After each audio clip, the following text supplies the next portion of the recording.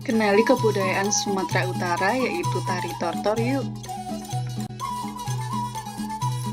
Tari tortor merupakan tarian yang berasal dari Sumatera Utara. Nama tortor sendiri tersebut berasal dari suara hentakan kaki penari di atas papan rumah adat Batak. Jadi seperti itu asal mula nama tortor. Kemudian sejarah dari tari tortor. Jadi tari tortor ini diperkirakan telah ada sejak zaman Batak Purba. Di masa itu, tarian ini digunakan sebagai tarian persembahan bagi roh leluhur. Penggunaan properti berupa patung yang dibuat dari batu merupakan ciri khas utama dari pertunjukan tari tortor pada masa silam. Patung batu tersebut dapat bergerak dan menari seiring bunyi tetapan musik setelah dimasuki oleh roh nenek moyang. Jadi, sejarah dari tari tortor ini cukup mistis ya. Dari sejarah yang cukup mistis tadi, kemudian tari tortor pada awalnya digunakan sebagai pelengkap gondang atau uning-uningan pada acara-acara adat.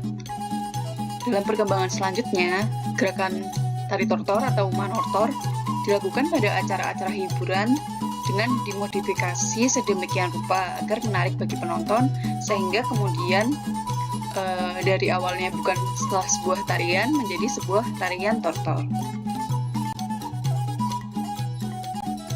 Pada saat ini, penggunaan tari tortor sebagai sarana ritual keagamaan telah beralih fungsi. Tari tortor saat ini lebih cenderung berfungsi sebagai sarana hiburan dan juga media komunikasi antar sesama warga. Berdasarkan fungsi tersebut, kemudian tari tortor dibagi ke dalam 3 peruntukan, yaitu tortor Pangurason, tortor Sipitu Cawan, dan tortor Tunggal Panaluan.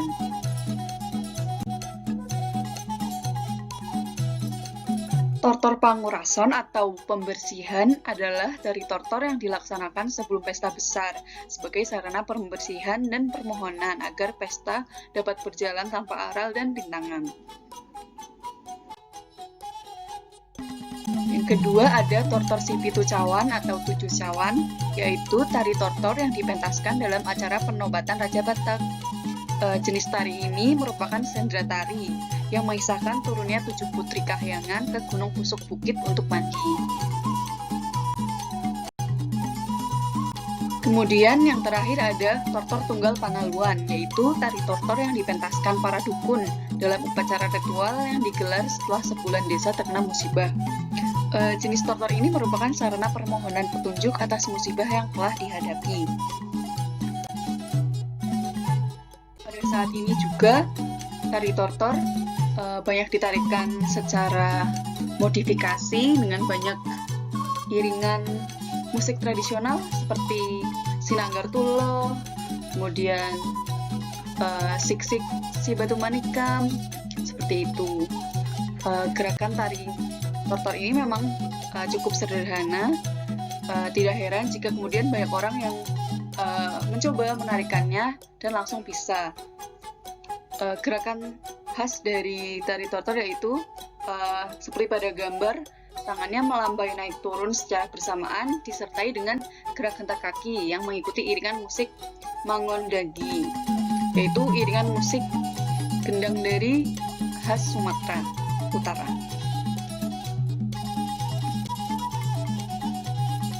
Kemudian ada hal yang perlu dicatat dalam menari tari tortor, yaitu seorang penari tidak diperkenankan untuk mengangkat kedua tangannya melebihi bahu. Mitosnya, jika hal itu dilanggar, diyakini penari akan memperoleh kesialan.